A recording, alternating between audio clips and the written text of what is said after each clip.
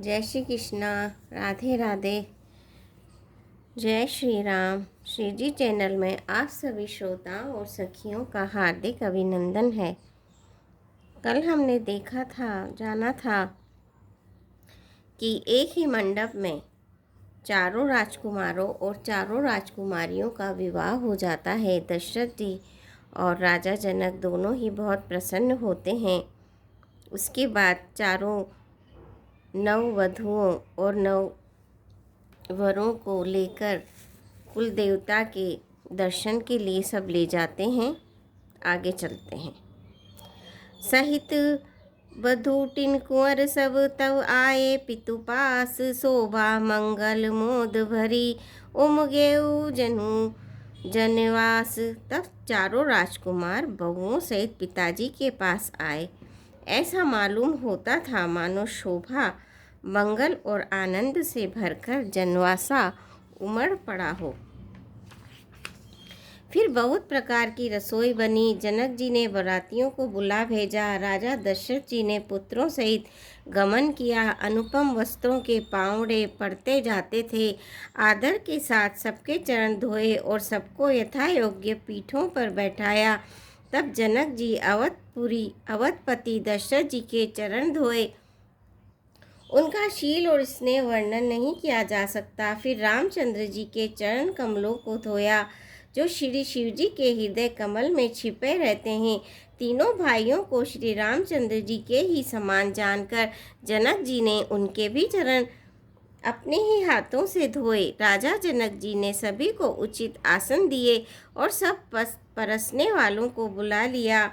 आदर के साथ पत्तलें पड़ने लगी जो मणियों के पत्तों से सोने की कील लगाकर बनाई गई थी।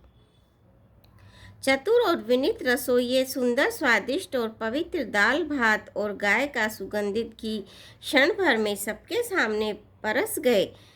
सब लोग पंचकोर करके अर्थात प्राणाय स्वाहा, अपनानाय स्वाहा, व्यानाय स्वाहा, उदानाय स्वाहा और समानाय स्वाहा इन मंत्रों का उच्चारण करते हुए पहले 5 ग्रास लेकर भोजन करने लगे।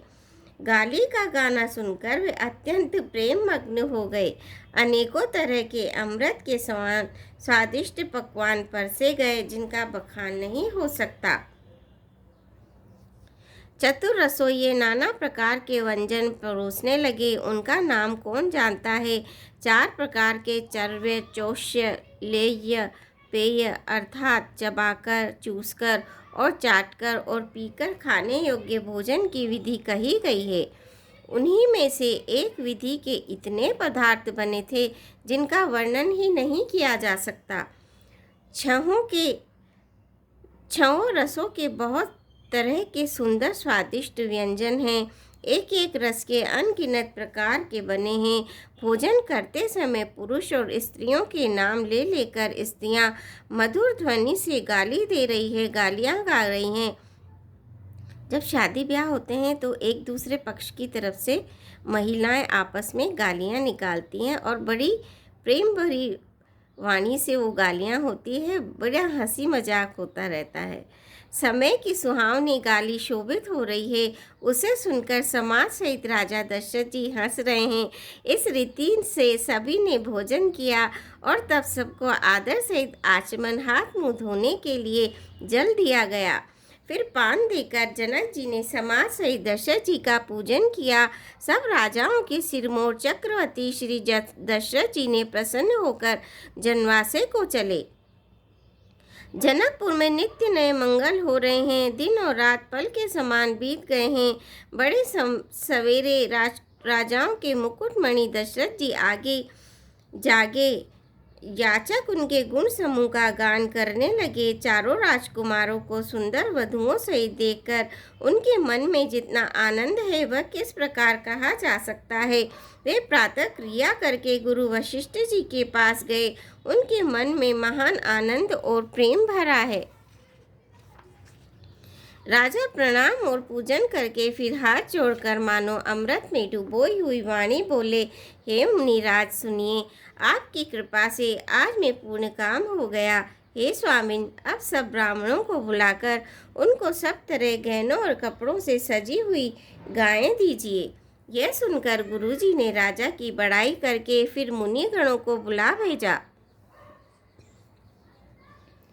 तब वामदेव, देवर्षि नारद, वाल्मीकि, जाबली और विश्वामित्र आदि तपस्वी श्रेष्ठ मुनियों के समूह आ गए। राजा ने सबको दंडवत प्रणाम किया और प्रेम सहित पूजन करके उन्हें उत्तम आसन दिए। 4 लाख उत्तम गायें मंगवाई जो कामधेनु के समान अच्छे स्वभाव वाली और सुहावनी थी। उन सबको सब प्रकार से गहनों कपड़ों से सजाकर राजा ने प्रसन्न होकर भूदेव ब्राह्मणों को दिया। राजा बहुत तरह से विनती कर रहे हैं, इस जगत में मैंने आज ही जीने का लाभ पाया। ब्राह्मणों से आशीर्वाद पाकर राजा आनंदित हुए। फिर याचकों के समूह को बुलवा लिया और सबको उनकी रुचि पूछकर सोना, वस्त्र, मणि, घोड़ा, हाथी और रथ जिसने जो चाहा सो सूर्य कुल को आनंदित करने वाले दशरथ जी ने दिए। वे सब गुणानुवाद गाते और सूर्यकल के स्वामी की जय हो, जय हो, जय हो ऐसा कहते हुए चले। इस प्रकार श्री रामचंद्र जी के विवाह का उत्सव हुआ, जिसमें सहस्त्र मुख हैं। वे शेष जी भी उसका वर्णन नहीं कर सकते। बार बार कौशिक चरण सी सुनाई कहराऊ, यह सब सुख निराज तव कृपा कटाक्ष पताऊ। सियापति रामचंद्र की जय, पवन पुत हनुमान की जय। मंगल भवनीय मंगल हारी, दबऊ सुदशरथ अजर बिहारी। दीन दयाल विरद संभारी, हरौ नाथ मम संकट भारी। श्रोता, आज के लिए बस इतना ही। मेरे चैनल को लाइक कीजिए, सब्सक्राइब कीजिए और वीडियो को शेयर कीजिए। धन्यवाद।